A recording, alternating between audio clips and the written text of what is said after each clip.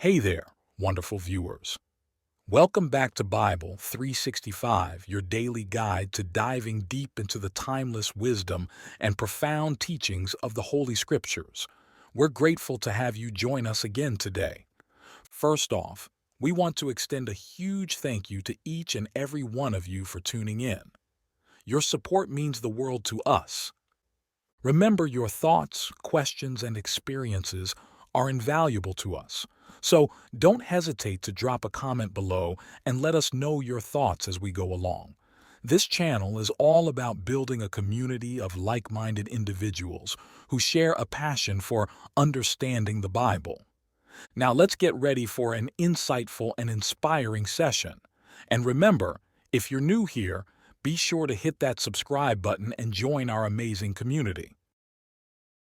In Genesis chapter 41, 2 years after the events with the cupbearer and the baker, Pharaoh has two troubling dreams. In the first, 7 healthy cows are devoured by 7 thin, ugly cows. In the second, 7 full ears of grain are swallowed by 7 thin, scorched ears. Disturbed, Pharaoh seeks interpretations from his magicians and wise men, but none can explain the dreams. The cupbearer then remembers Joseph and informs Pharaoh about his ability to interpret dreams. Pharaoh summons Joseph, who credits God for the ability to interpret. Joseph explains that both dreams signify the same event: 7 years of great abundance in Egypt, followed by 7 years of severe famine. Joseph advises Pharaoh to appoint a discerning man to oversee the land and store surplus grain during the plentiful years to prepare for the famine. Impressed, Pharaoh appoints Joseph as his second in command, giving him authority over all of Egypt. Joseph is given an Egyptian name, Zaphenath-Paneah, and marries Asenath, the daughter of Potiphera, the priest of On. During the 7 years of abundance, Joseph collects and stores vast amounts of grain. When the 7 years of famine arrive, Egypt is well prepared, and people from all over the world come to Egypt to buy grain from Joseph.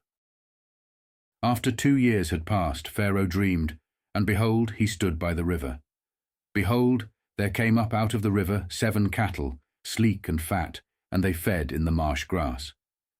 Behold, 7 other cattle came up after them out of the river, ugly and thin, and stood by the other cattle on the brink of the river. The ugly and thin cattle ate up the 7 sleek and fat cattle. So Pharaoh awoke. He slept and dreamed a second time.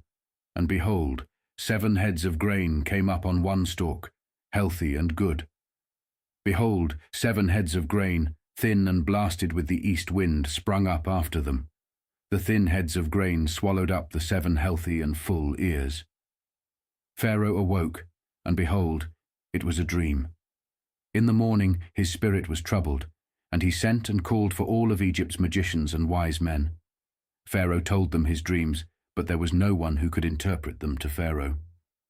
Then the chief cupbearer spoke to Pharaoh, saying, I remember my faults today.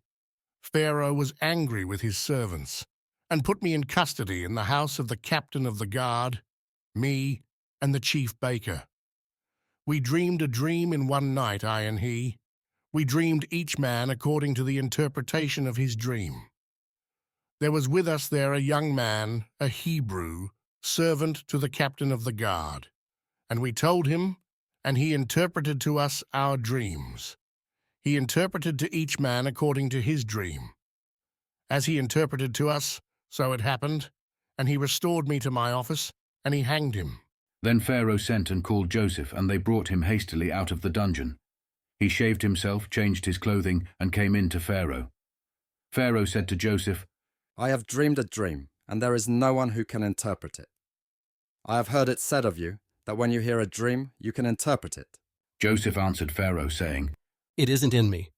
God will give Pharaoh an answer of peace. Pharaoh spoke to Joseph, In my dream, behold, I stood on the brink of the river, and behold, there came up out of the river 7 cattle, fat and sleek. They fed in the marsh grass, and behold, 7 other cattle came up after them, poor and very ugly and thin, such as I never saw in all the land of Egypt for ugliness.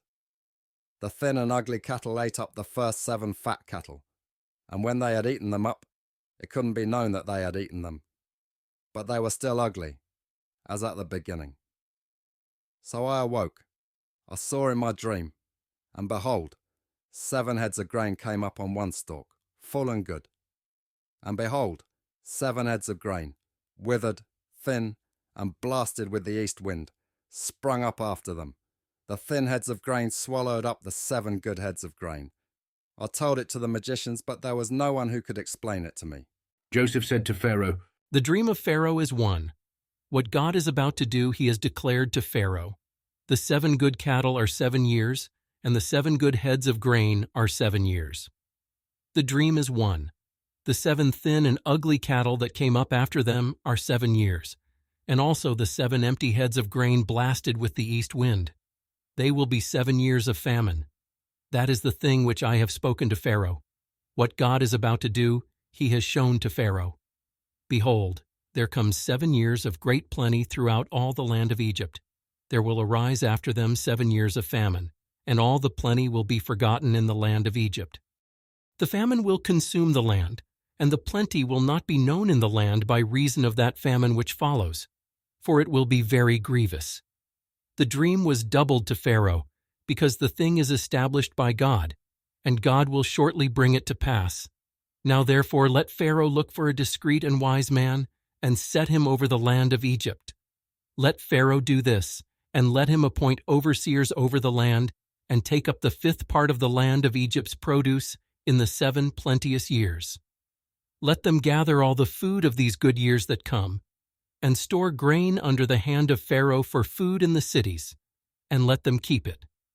The food will be to supply the land against the 7 years of famine, which will be in the land of Egypt, so that the land will not perish through the famine. The thing was good in the eyes of Pharaoh, and in the eyes of all his servants. Pharaoh said to his servants, Can we find such a one as this, a man in whom is the Spirit of God? Pharaoh said to Joseph, Because God has shown you all of this, there is no one so discreet and wise as you. You shall be over my house, and according to your word will all my people be ruled. Only in the throne I will be greater than you. Pharaoh said to Joseph, Behold, I have set you over all the land of Egypt. Pharaoh took off his signet ring from his hand, and put it on Joseph's hand, and arrayed him in robes of fine linen, and put a gold chain about his neck, and he made him to ride in the 2nd chariot which he had. They cried before him, Bow the knee. He set him over all the land of Egypt. Pharaoh said to Joseph, I am Pharaoh, and without you shall no man lift up his hand or his foot in all the land of Egypt. Pharaoh called Joseph's name Zaphenath-Paneah, and he gave him Asenath, the daughter of Potiphera, priest of On, as a wife. Joseph went out over the land of Egypt. Joseph was 30 years old when he stood before Pharaoh, king of Egypt. Joseph went out from the presence of Pharaoh, and went throughout all the land of Egypt. In the 7 plenteous years the earth produced abundantly. He gathered up all the food of the 7 years which were in the land of Egypt, and laid up the food in the cities. The food of the field, which was around every city, he laid up in the same. Joseph laid up grain as the sand of the sea very much, until he stopped counting, for it was without number. Before the year of famine came, Asenath, the daughter of Potiphera, priest of On, bore Joseph 2 sons. Joseph called the name of the firstborn Manasseh, for he said, God has made me forget all my toil and all my father's house. The name of the second he called Ephraim. For God has made me fruitful in the land of my affliction. The 7 years of plenty that were in the land of Egypt came to an end. The 7 years of famine began to come, just as Joseph had said. There was famine in all lands, but in all the land of Egypt there was bread. When all the land of Egypt was famished, the people cried to Pharaoh for bread, and Pharaoh said to all the Egyptians, Go to Joseph, what he says to you do. The famine was over all the surface of the earth. Joseph opened all the storehouses and sold to the Egyptians. The famine was severe in the land of Egypt. All countries came into Egypt to Joseph to buy grain, because the famine was severe in all the earth.